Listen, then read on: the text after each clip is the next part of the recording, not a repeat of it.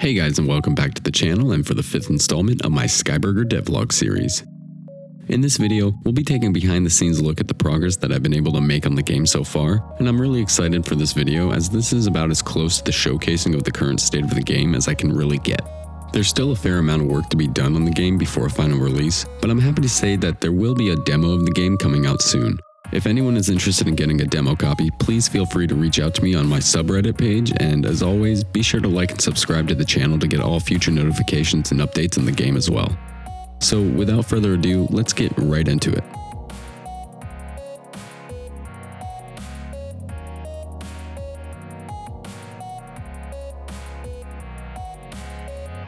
Okay, so in the last devlog, we created and implemented the fire and fire extinguisher mechanics into the game, as well as a fire icon that would notify the player that a fire was occurring. With this mechanic working decently, it was time to work on some sound effects. I moved over to Ableton Live and got to work creating all kinds of sound effects. I began by creating simple sound effects for the buttons within widgets. Next, I began working on adding in different sound effects for the ingredients, and I would be using an audio key within Unreal Engine that would run through a random node and play the sound. This way it wouldn't sound like the same noise over and over if something bounces off of the floor multiple times. I also would be implementing calculations that would play a sound at specific levels if the item were to hit another item with a higher velocity. This meant that I would have to have multiple sound effects for pretty much all items. There is volume attenuation within Unreal Engine, but I found that the sounds can be much more diverse by creating different versions of each sound effect for specific situations and letting the attenuation modify those sounds. I created sounds for all of the major items within the game, and also added in fire sounds, cooking sounds, and fire extinguisher sounds. I also added in some ambient noise with a low tone to help give the feeling that the restaurant was in space. With all of these sounds created, I exported all of them out of Ableton and brought everything into Unreal Engine. I started by implementing the fire extinguisher sounds first.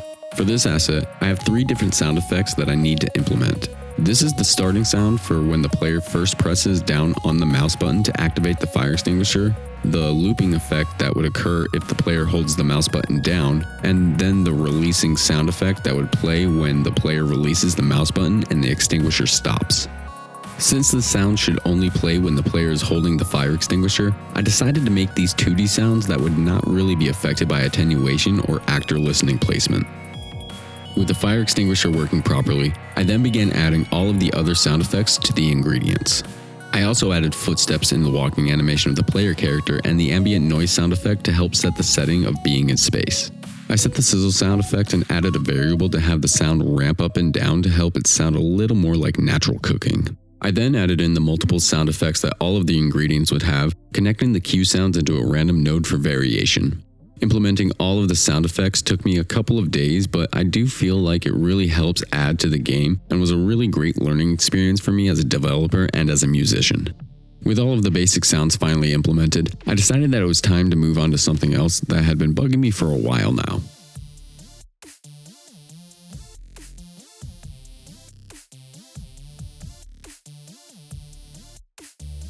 While I did have the orders widget functioning the way that I wanted, and through some thorough testing, I discovered that I needed to add something more. I needed to add urgency to the game somehow. Fire helped add a sense of urgency to the cooking aspect of the game, but nothing was there to urge the player to get the orders out as fast as they possibly could. With this discovery, I decided that I needed to add a new mechanic to the entire game. I decided to redesign the entire order menu widget. I began by moving into Photoshop and actually creating a decent template for the base image that I would utilize within Unreal, adding in some glowing effects to help indicate that the widget was actually shining light. Moving back to Unreal, I began adding in the images I created in Photoshop. I also added a standard progress bar behind each table order to indicate to the player how much more time they had to deliver the correct order to the customer. To implement the progress bar, I wanted to have them change colors depending on how long the customer had been waiting for their order. I added a custom function that would test how long the customer had been waiting for their order, and the color of the progress bar would depend on this variable. If the variable reached a specific integer, an animation would trigger, and after the animation is finished, the color for that specific progress bar would set. When the order is fulfilled, the variable is reset, resetting the color of the progress bar back to green. The last thing that I really felt like I really needed to add was something to indicate to the player that the order that they had delivered to the customer was either correct or incorrect. For this, I moved back over to Photoshop and got to work creating this feature. I created 2 different emoticon faces for this, one green that would indicate a correct order received, and one red for if the order received is not the order placed by the customer. Once these were looking the way I wanted them to, I brought both emoticons over to Unreal Engine. After creating the emoticons, I decided that the tables were looking a little empty, and that it was also difficult to know which table is which since none of the tables had anything to indicate this to the player. To fix this, I figured that a nice touch would be to add some sort of hologram that would project the table's number. So I moved over to Blender and began creating a base that the hologram would project from. This was easy to create as I didn't really need the mesh to be too complicated, and with the mesh created, I moved over to Unreal Engine to implement this and the new emoticons I had created in Photoshop. I utilized one of the basic main textures that I've been using for the majority of my other assets so as not to have to create any unnecessary materials. However, I would need to create a new material that would project the hologram for the table's numbers. I was able to find a way to have translucent illuminated moving lines that would be scrolling in an upwards direction. With this new material created, I added a couple of widget components along with a squish cone to the main table blueprint that I had already created and applied the hologram material to these components. I also added the base for the hologram to come out of. I then connected the text block to the table numbers so that the table would obtain their number automatically, which would be utilized later on for some interesting game mechanics that I have planned. With all of these elements added, I think I finally found a great balance here and I'm really happy with the results. Now that I had the orders widget mechanic established and the new holograms working the way that I wanted them to, I figured that it was time to begin working on the first level.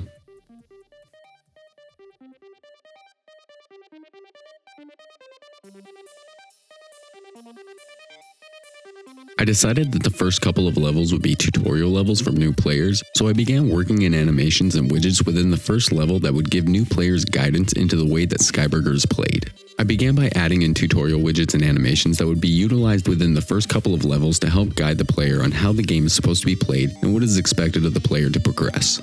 I also created a controller layout image as well.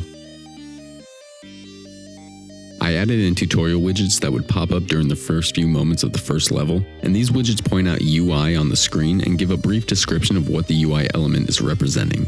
I set these widgets to trigger from custom events during certain sections of the intro level. Now that I had the tutorial mechanics handled, I wanted to add in some sort of intro cinematic for the level, kind of like the main menu has but shorter. I brought in a cinematic camera to the level and created a camera sequence. I positioned the cameras and began adding in keyframes to add movement and panning. I also added in an NPC character that I've decided to name Richard. Richard will serve as the manager of the restaurant and who will be the player's boss essentially. With the main intro sequence set, I had to begin making the dialogue system that would house the dialogue from the NPCs. I created a widget that would hold the text variable. This made it so that instead of having to rewrite the text in different widgets, I could house all of the text variables within the widget and call those variables in order. I also made it so that the text would have a typewriter style when appearing on the screen with a sound effect as each character was placed. I have this set to trigger after the intro sequence, and with all of these elements together, I added in some tasks for the player. For the first level, the player will need to take an order, cook a burger, build a sandwich, and serve the customer.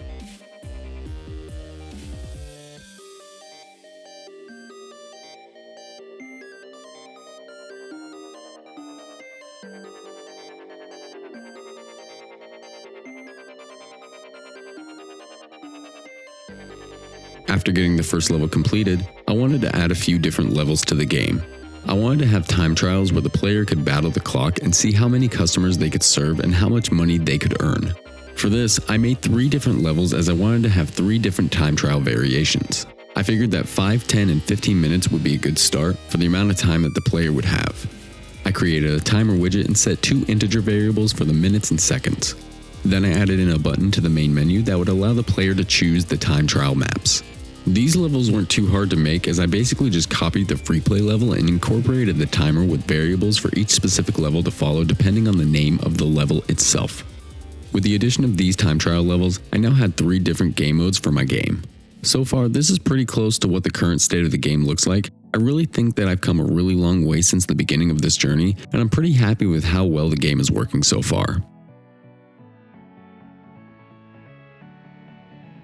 Well guys, that's going to be it for this devlog. I know that this one was kind of short compared to my last devlogs, but I honestly wanted to show you guys the current state of the game as of now. There are a lot more mechanics that I would like to add to the game that I haven't implemented yet, but I am working hard to get a playable demo out there within the next couple of months. If any of you are interested in playing this game and would like early access to a playable demo first, please feel free to contact us. Also, be sure to check out our subreddit and like and subscribe to the channel for all upcoming and future content. Thank you guys for joining me on this journey, and I hope to see you guys in the next video. Later.